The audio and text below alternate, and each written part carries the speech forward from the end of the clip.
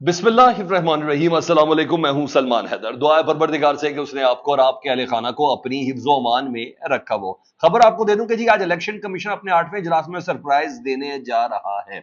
इसके अलावा जस्टिस काजी फायज ईसा साहब ने जी हाँ एक नया माज खोल दिया है। 8 जजेस जी हाँ जिन्होंने मखसूस नशस्तों का फैसला दिया और उसके बाद वजाहत दी और फिर तफसीली फैसला दिया, जिसके बिना पर सब तो हलचल मची हुई है। उन जजिस को मुश्किल भी आ सकती है। इमरान खान साहब ने इन तमाम मुश्किल में इस सूरत हाल में एक हंगामी कॉल दिया है और वो कॉल बड़ी अहम है। और उस कॉल को अगर पूरा कर लिया गया तब भी विन विन पोजीशन है, ना हो सका तब भी विन विन पोजीशन है। इस अहम कॉल से मुतालिक बताना है, बिलावल भुट्टो के जो तर्जुमान है उन्होंने असल गेम खोली है जी। अंदर के कुछ हकायक सामने लेके आए हैं जी। उन हकायक को देखूँ तो सर मौलाना साहब तो सबसे ही आगे जा रहे हैं इन आइनी तरमीम के हवाले से। डिटेल्स बड़ी शानदार है, आपके सामने रखने जा रहा हूँ। सबसे पहले जी आज की कटन रेजर खबर आपको दूं कि वो जो इजलास है, अगर कुछ को बड़ी तब्दीली ना आए तो इलेक्शन कमीशन के 7 इजलास हो चुके हैं और इस बात का फैसला करने के लिए ये इजलास है कि सुप्रीम कोर्ट का जो मखसूस नशिस्तों का फैसला है उस पर अमल करना है या नहीं करना है। 7 इजलासों की जो कहानी है ना वो बड़ी दिलचस्प है। और 7वें इजलास से मुतल्लिक़ जो खबर बाहर आई है उसके मुताबिक टोटल 6 मेंबर हैं इलेक्शन कमीशन के। उनमें से 2 मेंबरान ने शिरकत ही नहीं की 7वें इजलास में। और ये वो 2 मेंबरान हैं जिनका मानना यह है कि मखसूस नशिस्तें पाकिस्तान तहरीक इंसाफ का हक है, ये उनको मिलनी चाहिए। सुप्रीम कोर्ट के हुक्म की रोशनी में उन्हें मिलना चाहिए। इलेक्शन कमीशन बाकायदा तौर पर पार्टी बन रहा है। इलेक्शन कमीशन बाकायदा तौर पर एक जिसे कहते हैं ना उंगलियों पे नाचने वाला, जी हाँ, एक पुतली बन रहा है और वो जानबूझकर हुकूमत की मफादात का तहफ़्फ़ुज़ कर रहा है चाहे इसके कि उसको सुप्रीम कोर्ट के फैसले पर अमल करना चाहिए। और इन दोनों मेंबरान का ताल्लुक एक का खैबर पख्तूनख्वा का ताल्लुक है और एक का बलूचिस्तान से है। मतलब इलेक्शन कमीशन के अंदर से ही इलेक्शन कमीशन के मेंबरान को, चीफ इलेक्शन कमिश्नर को ये सरप्राइज मिल गया है। इससे कबल हम देखते हैं जितने भी फैसले थे पाकिस्तान तहरीक इंसाफ के खिलाफ, इंट्रा पार्टी इलेक्शन के खिलाफ, पाकिस्तान तहरीक इंसाफ के ट्रिब्यूनल्स के हवाले से तमाम ना बड़ी राय मुतफ़िका आती थी इन 6 के 6 मेंबरान की ना, चीफ इलेक्शन कमिश्नर समेत। तो चीज़ें सामने मुतफ़िका तौर पर आ रही थी, लेकिन इस बार इख्तलाफ निकल रहा है और आज 8वां इजलास है। और मेरे पास खबर है कि आज मखसूस नशिस्तों के हवाले से इलेक्शन कमीशन आज अपना फैसला सुना देगा। अब देखते हैं वो पाकिस्तान तहरीक इंसाफ को देता है मखसूस नशिस्तें जो उसका हक है, आईनी हक है, सुप्रीम कोर्ट के हुक्म के मुताबिक उनका हक है, या हुक्मरान इत्तेहाद को देता है। और मेरी नज़र में वो अपना वजन हुक्मरान इत्तेहाद की तरफ ही डालेंगे और जो पाकिस्तान तहरीक इंसाफ की मखसूस नशिस्तों की जो बंदर बांट है 41 नशिस्तों की, वो हुक्मरान इत्तेहाद को देंगे। बहरहाल आज ये फैसला होने जा रहा है। इधर सुप्रीम कोर्ट में आपको पता है इंटरनल पॉलिटिक्स वो भी अपने अरूज पर है। 8 जजेस जिन्होंने वजाहत जारी की थी आईनी तरमीम के बाद, मखसूस नशिस्तों का फैसला जारी किया, उसके बाद आईनी तरमीम के दिनों में उन्होंने वजाहत जारी की और कि 41,000 नशिस्तें जो हैं वो पाकिस्तान तहरीक इंसाफ की है। इस पर सवाल उठाया गया कि ये पोलिटिसाइज हो गए 8 जज, इन्होंने जानबूझकर अपनी टाइमिंग ऐसी रखी, उस ये टाइमिंग बड़ी ख़ास है। तो फिर काजी फाइज साहब ने आपको पता रजिस्ट्रार सुप्रीम कोर्ट को 9 सवाल पूछे थे। उससे पहले डिप्टी रजिस्ट्रार से एक ख़त लिखवाया था उन्होंने, फिर रजिस्ट्रार सुप्रीम कोर्ट को खुद उन्होंने 9 सवाल लिखे।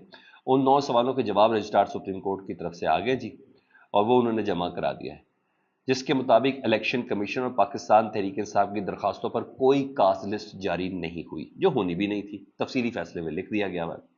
सुप्रीम कोर्ट के किसी कमरा अदालत में इन दरखास्तों पर समाअत नहीं हुई, वो भी नहीं होनी थी, ये भी तफसीली फैसले में लिख दिया गया कि ये वजाहत है, समाअत नहीं है। जो एतराज़ किए गए थे उसके ऊपर वजाहत दी है। अच्छा जी, अच्छा, इसके अलावा ज़राए के मुताबिक जजेस के किसी चैम्बर में भी इन दरखास्तों पर बैठने के बारे में मालूमात नहीं है, यानी चैम्बर में भी कोई समाअत नहीं हुई।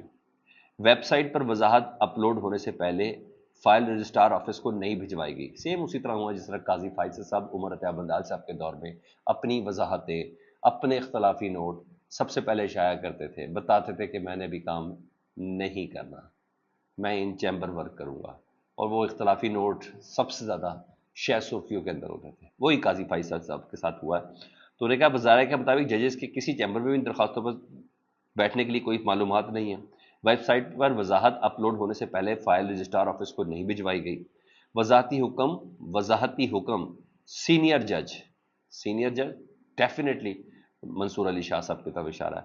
उन्होंने कहा बजाती हुक्म सीनियर जज के स्टाफ अफसर के कहने पर वेबसाइट पर अपलोड हुआ, उसी तरह जिस तरह इससे पहले काजी फाइज साहब सीनियर तरीन जज थे उमर अता बंदियाल साहब के पास, और उनके कहने पर वेबसाइट पर उनका इख्तलाफी नोट अपलोड होता था, जिसको कई बार उमर अता बंदियाल साहब ने डाउन भी करवाया था। आपको बहुत अच्छे से याद है, वेबसाइट से डाउन भी करवाया था। फिर वो अपने पसंदीदा सहाफ़ी को कहते थे देखो ये किया है, एहतजाज जो कुछ भी अपना प्रोटेस्ट को रजिस्टर करवाते थे। वजाहत में कहा गया था, हालांकि वजाहत में कहा गया था कि 12 जुलाई के फैसले में किसी किस्म का कोई बहाम नहीं है, तो इलेक्शन कमीशन अपनी जो कन्फ्यूजन है ना उसको दूर कर ले। तो बहरहाल ये आ गया है। अब लगता है कि उन्होंने बहाम दूर किया था अपनी वजाहत में सुप्रीम कोर्ट ने, मगर काजी साहब कंडक्ट के ऊपर कोई हंगामा, कोई सीन, कोई पंगा जरूर डालेंगे, क्योंकि सर जंग अभी जारी है। अभी काजी साहब को जाने में 30 दिन बाकी है, और 30 दिनों में उन्होंने पूरा रायता फैला के जाना है। अहम खबर यही है कि इमरान खान साहब ने इस तमाम सूरत हाल में जुम्मे के दिन यानी कल सुप्रीम कोर्ट के बाहर एहतजाज की कॉल दे दी है, और यह एहतजाज की कॉल पर्टिकुलरली रावलपिंडी और इस्लामाबाद के वकला के लिए कि आपने सुप्रीम कोर्ट के बाहर आना है और अपना एहतजाज रिकॉर्ड कराना है। मगर एहतजाज सिर्फ वकला के लिए, और एहतजाज पाकिस्तान तहरीक इंसाफ को खैर आजकल रास तो नहीं आता, लेकिन देखते हैं कि इस एहतजाज करने दिया जाता है या नहीं करने दिया जाता। करने दिया जाता है तो तब भी ठीक है, एक बड़ा पता चल जाएगा पाकिस्तान तहरीक इंसाफ के साथ वकला की कितनी बड़ी क्लास मौजूद है और कितनी बड़ी जमात मौजूद है वकला की, ये पता चल जाएगा। और अगर उनको नहीं करने दिया, क्रैक डाउन हुआ, तो तब भी विन विन पोजीशन है। वकला तहरीक को तो वैसी चिंगारियां रिक्वायर्ड है, और बहुत सी चिंगारियां हुकूमत इस्लामी तरमीम की शक्ल में दे चुकी। तो this is smart move from Imran Khan साहब कि ये क्या है, this is very much smart move. मैंने दोनों सूरतों में करने दिया जाए तब भी, ना करने दिया तब भी, ये विन विन पोजीशन है पाकिस्तान तहरीक इंसाफ की। इधर आईनी तरमीम के मामले पर ना बिलावल भुट्टो साहब के तर्जुमान है, उन्होंने एक नई कहानी खोली, बल्कि यूं कहे कि एक नया कट्टा खोल दिया। मुर्तज़ा वहाब साहब कहते हैं कि मैं पूरी जिम्मेदारी से कह रहा हूं कि बिलावल भुट्टो जरदारी और मौलाना फजलुर रहमान का आईनी अदालत के क़याम पर किसी किस्म का कोई इख्तलाफ नहीं है। दोनों का कानूनी अदालती रिफॉर्म्स पर इत्तफाक है। चारों सूबों की अदालत में बराबर नुमाइंदगी पर भी इत्तफाक है जी। इस बात पर भी इत्तफाक है कि चीफ जस्टिस की पोजीशन एक टर्म फिक्स कर दी जाए चीफ जस्टिस की टर्म के लिए, जिसके बाद हर सूबे को ये पोजीशन बारी बारी दी जाए। ये उससे भी खतरनाक है ना सब, फिर उस सूबे का जो वज़ीर आला है वो लॉबिंग शुरू कर देगा अपने पसंदीदा चीफ जस्टिस के लिए। और यार ये क्या कर रहे हैं यार, खुदा का वास्ता। अच्छा, यहाँ वो कहते हैं मुस्तफा वहाब साहब के मसला आईनी अदालत के जज की उम्र के तयन का है। आईनी अदालत के जज की उम्र के तयन का है। हुकूमत ने कहा है 68 साल इसकी हद मुकर्रर की जाए ताकि काजी फाइज साहब इस आईनी अदालत के सुप्रीम चीफ जस्टिस लग जाए ना।